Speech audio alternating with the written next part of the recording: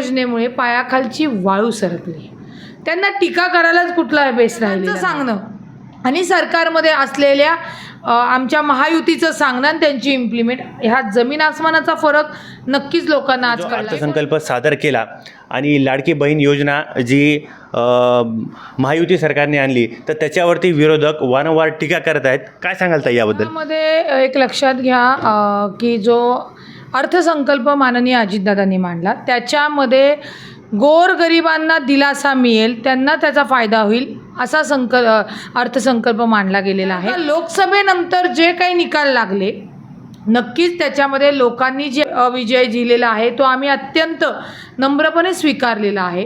आमच्या चुका दुरुस्त करून पुन्हा एकदा आम्ही विधानसभेच्या निवडणुका येणार आहेत, लोकांपर्यंत त्याच सक्षमतेने त्याच आमच्या चुका सुधारून त्यांच्यासमोर जाणार आहोत.